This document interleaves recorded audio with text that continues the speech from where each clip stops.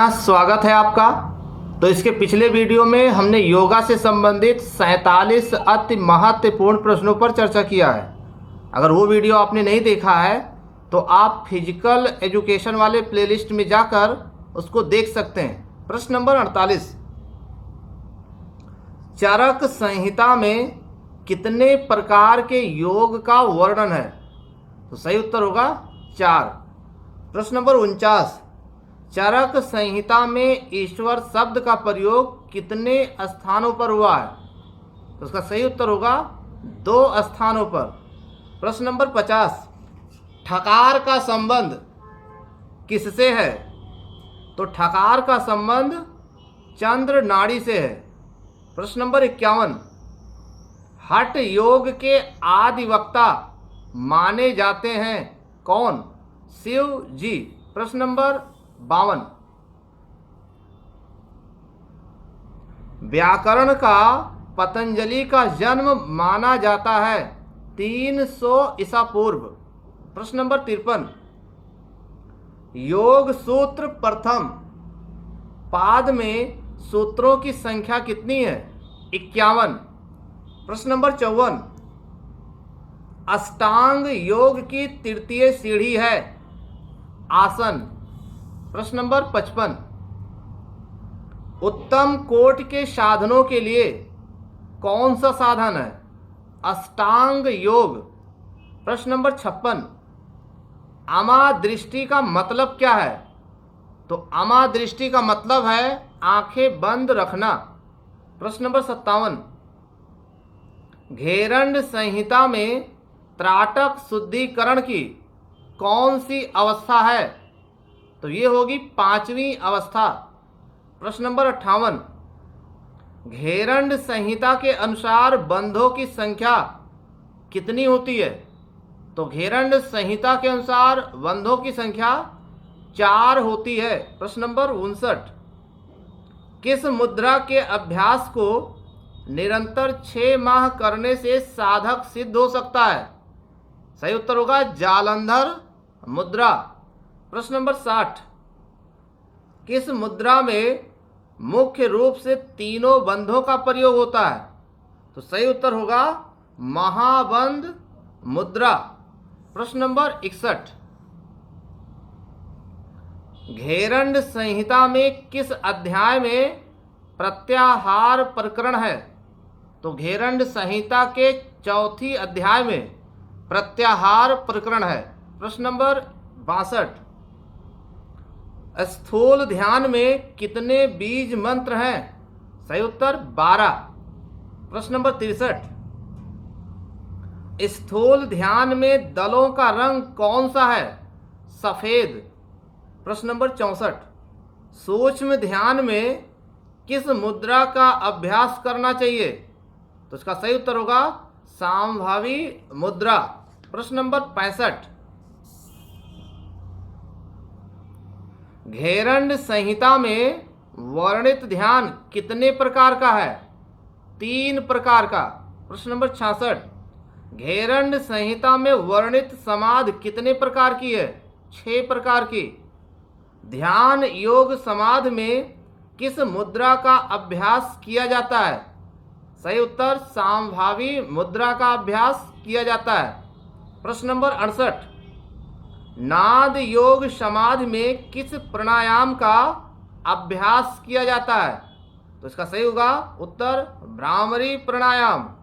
प्रश्न नंबर 69, घेरंड संहिता में समाधि को किस अध्याय में रखा गया है? तो इसको रखा गया 7वीं अध्याय में।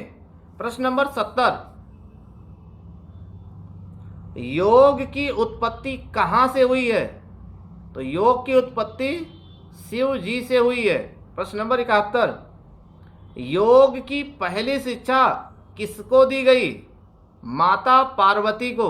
प्रश्न नंबर 72, भोजन के बाद कौन सा आसन किया जाता है? तो भोजन के बाद वज्रासन किया जाता है।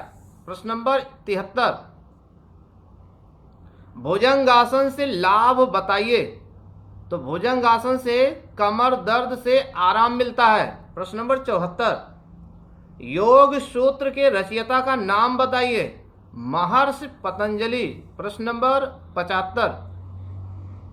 सूर्य नमस्कार में कितने आसन होते हैं? 12। प्रश्न नंबर 76। सूर्य नमस्कार में मंत्रों की कितनी संख्या होती है? तो इसमें होते हैं 12 मंत्र। 77। चंद्र नमस्कार में कितने आसन होते हैं? सही उत्तर 14 आसन होते हैं। प्रश्न नंबर 78। ताड़ासन का महत्वपूर्ण कार्य बताइए। तो ताड़ासन का महत्वपूर्ण कार्य है लंबाई में वृद्धि करना। प्रश्न नंबर 79। योग सूत्र में वर्णित सिद्धियों की संख्या कितनी है? 8। प्रश्न नंबर 80।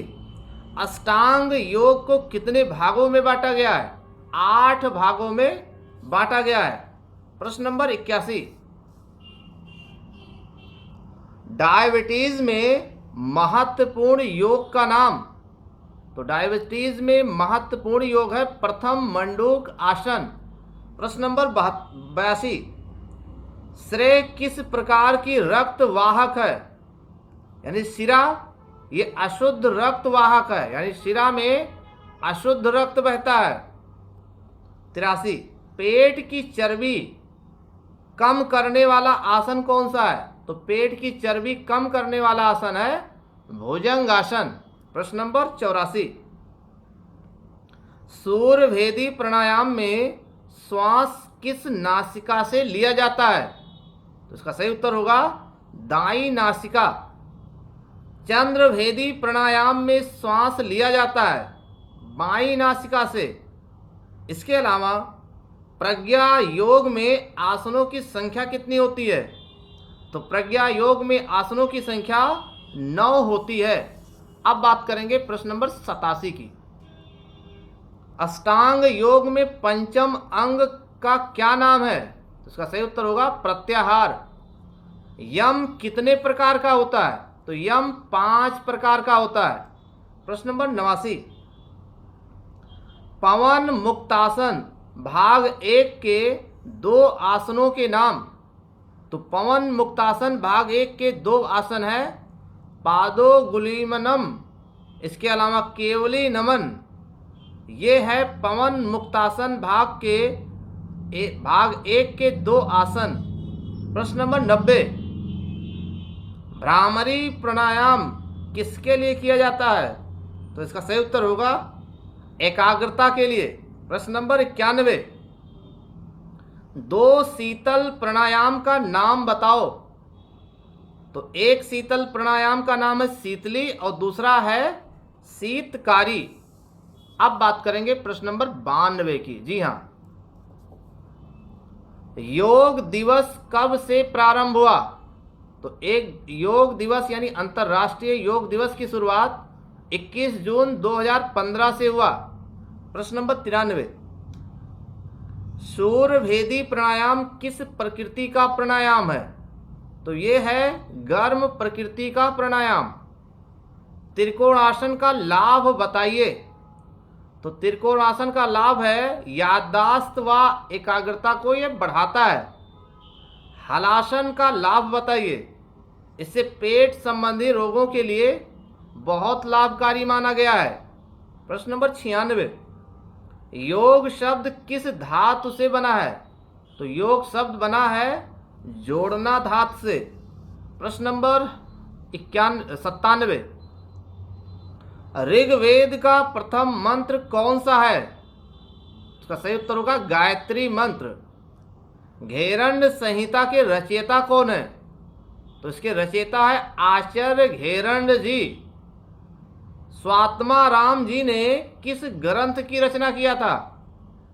तो स्वात्मा राम जी ने हठ प्रदीपिका की रचना की। प्रश्न नंबर 100। श्री कृष्ण ने गीता ज्ञान किसको दिया? अर्जुन को। प्रश्न नंबर 101। तनाव को दूर करने वाला प्राणायाम कौन सा है? तो वो है अनुलोम विलोम, नाड़ी शोधन और भ्रामरी। प्रश्न नंबर 102। उच्च रक्तचाप को दूर करने वाला प्राणायाम कौन है? शीतली।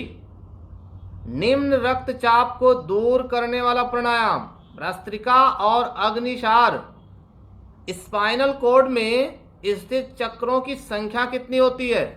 7। प्रश्न नंबर 105, 5 रस युक्त एक फल का नाम बताइए। उसका सही उत्तर होगा आंवला। डेंगू में सर्वाधिक प्रयोग की जाने वाली दवा कौन सी है? गिलोय। प्रश्न नंबर 107, तुलसी किस प्रकार की औषधि है? तो यह है एंटीबायोटिक। शांक दर्शन के प्रवर्तक कौन है? कपिल। प्रश्न नंबर 109, पतंजलि के अनुसार योगी का कर्म किस प्रकार का है? तो पतंजलि के अनुसार योगी का कर्म शुक्ला कृष्ण प्रकार का है। प्रश्न नंबर 110, कठोपनिषद में कितनी प्रधान नाड़ियों का वर्णन किया गया है? 101। पंचकोश की अवधारणा का उल्लेख किसमें किया गया है? तैत्तिरीय उपनिषद में।